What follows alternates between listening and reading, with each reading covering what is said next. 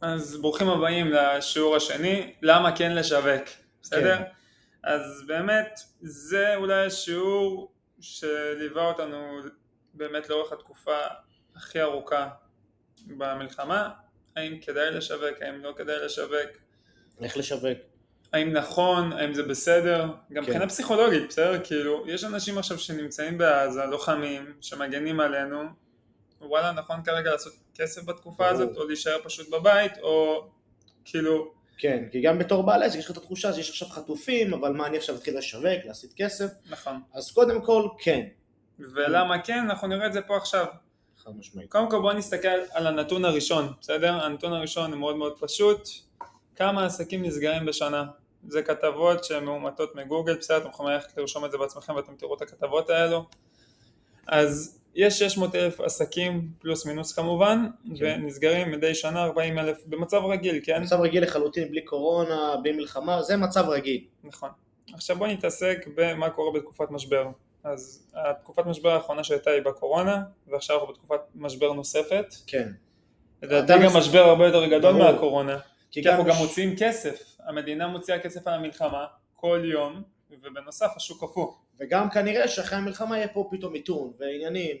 אז יש פה עוד נקודה וגם הממשלה לא הייתה יציבה איזה 3-4 שנים. ורפורמות ובלגן, וגם יש לנו עכשיו פה את העניין של לא, עסקים, יש הרבה מאוד עסקים שאפילו לא הספיקו להתאושש מהקורונה. נכון. יש, אתה יודע, שעסקים שלוקח להם הלוואות של 2 מיליון עכשיו שקל אתה רואה כדי את הנתון להתחיל. הזה, 70,000 עסקים? כן. זה עוד שהממשלה עוד איכשהו הייתה יציבה בזמנו. כן. היום אנחנו במצב שהיא בכלל לא יציבה, ועוד מלחמה, אני חושב שהמספר בעיניי הוא כנראה יהיה כפול מזה. כן. זאת אומרת שלפחות 100,000 עסקים הולכים להיסגר. חד משמעית. והמענקים לא יכולים לעזור, בסדר, כבר הבנו את זה, אז אם אנחנו לא נשווק, לא יהיה למה לחזור אחרי המלחמה. ברור, אני חושב שגם הדבר האחרון שאם אכלנו עכשיו מכות בנפש ומכות בגוף, אנחנו לא רוצים גם לאכול מכה כזאת, עם כל באמת ככה לא לתת לחמאס עוד פלוס. נכון? אין מה לגמרי. לעשות. אז זה לגבי זה.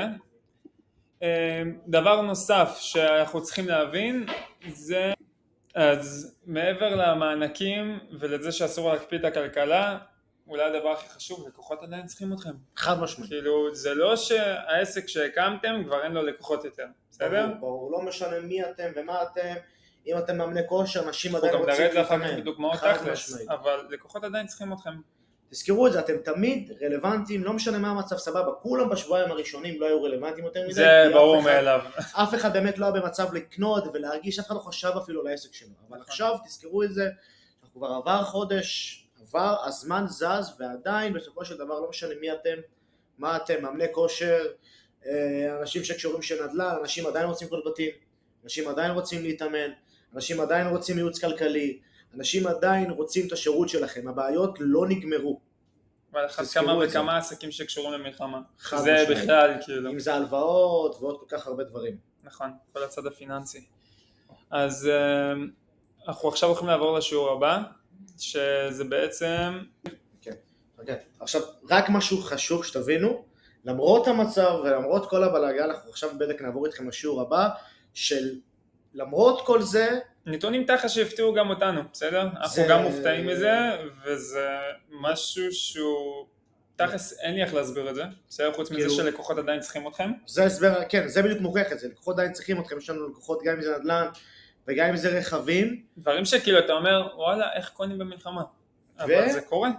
אז נעבור איתם לנתון? יאללה. יאללה, פרק הבא.